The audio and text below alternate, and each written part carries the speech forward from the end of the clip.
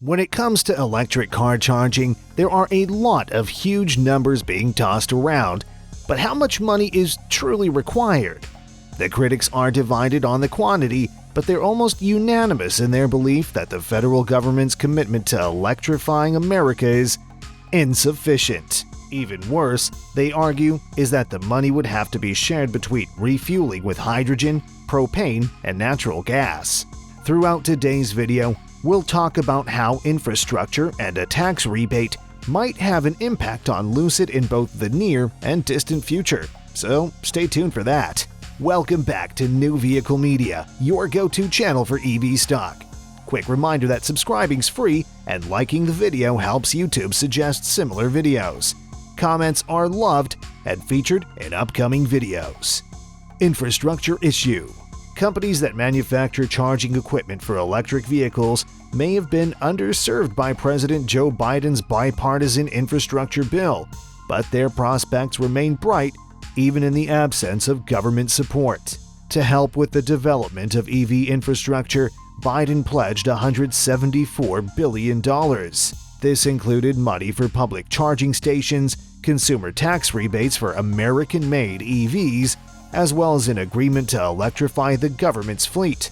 Because of this, investors in EV charging network stockholders were dissatisfied with the $7.5 billion in funding for EVs in the proposal. According to reports, the infrastructure package is on track for approval after the House of Representatives passed a huge budget resolution, putting an end to fears that a divide between Democratic Party groups would derail a meticulously negotiated deal on spending. However, the greater lesson for the EV business is that, despite all of the wringing of hands, it is possible that none of this will matter in the end.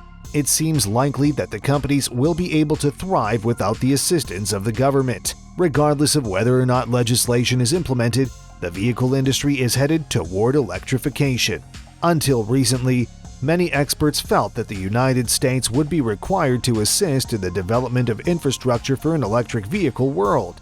It appeared to be impossible to convert all of those gas stations into electric charging stations, which is required for people to utilize electric vehicles for anything other than just local driving. However, because advancement in the EV business is occurring so swiftly, analysts have had a change of opinion and now feel that the system will come together regardless of whether or not it receives any assistance. This is a great indicator for the whole industry, including startups like Lucid, because the demand for electric luxury vehicles will continue to grow in the future, increasing the number of vehicles sold and, ultimately, the company's valuation and stock price will see the benefit. Tax rebates issue. Purchase or lease of an electric vehicle may become more affordable with the help of a federal EV tax credit. Since President Biden took office, traders have been piling into electric vehicle stocks in the anticipation of a shift in government policy in favor of renewable energy. Biden's infrastructure plan was intended to be a landmark point in the history of zero-emission vehicles. But it appears that things will not turn out the way they were planned. There are several plug-ins that are not eligible for this program. The tax credit is offered for electric drive vehicles for manufacturers who have sold fewer than 200,000 electric vehicles to consumers. As soon as they reach this threshold, the automaker will be taken out of the tax credit eligibility program. The incentive expiration date varies from manufacturer to manufacturer and is determined by when the automaker achieves the benchmark. As of right now, Lucid is eligible for benefits because it comes under the eligibility criteria.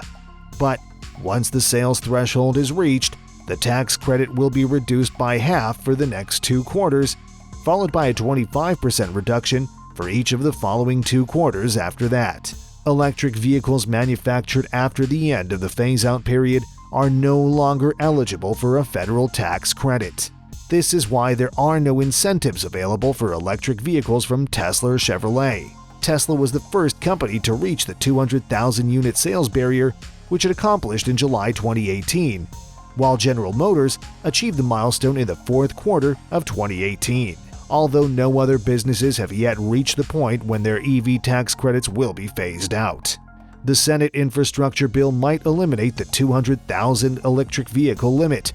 While this may appear to be a positive development in theory, it may instead serve to benefit existing manufacturers who have already sold electric vehicles. Giving corporations like General Motors the option to sell an unlimited number of electric vehicles while receiving a tax credit may make it more difficult for startups like Lucid to compete. However, they will still have the benefit for the first 200,000 vehicles. If the bill is not changed and the limit holds, they would make the most of it. EV the future. As the market takes control, it's simple to see why people are so enthusiastic. In the United States, electric vehicle sales are rising, with global penetration reaching 7% this year in 2021, up from 4% in 2020. For the time being, the question for the sector is mostly about birds and eggs. Is it necessary for charging stations to be built before people may purchase electric vehicles? Alternatively, do EV purchases have to reach a specific threshold before charging stations are made available? According to analysts, this sector will continue to grow and charging infrastructure will be established as long as vehicles continue to be produced. Since there will be a need for a large number of charging stations in a short period of time, analysts estimate the majority of growth in the EV market to be driven by charging firms.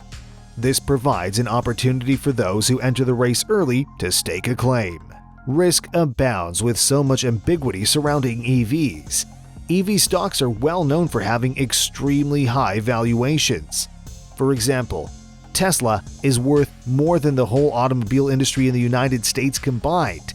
Some electric firms, such as Nikola, have been accused of fraud, while others are struggling to make a profit.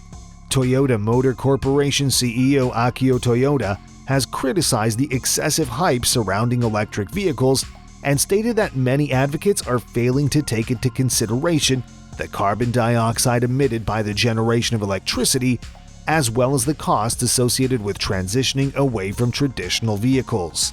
Analysts that are positive on the EV business, on the other hand, advise patience because the industry is just getting started. Profits should follow as long as new startups like Lucid are able to implement their business strategies successfully. Conclusion: President Joe Biden's ambitious plan to transition the country away from gas-powered automobiles and reduce carbon emissions will require the cooperation of consumers, automakers, and the government altogether. When it comes to the selling of electric vehicles, the United States trails considerably behind China and the European Union. European Union EV sales are now parallel to the EV sales of China, and both are competing for the title of world's largest EV market. As more charging stations are constructed, more electric vehicles will be sold, lowering the price and encouraging others to purchase.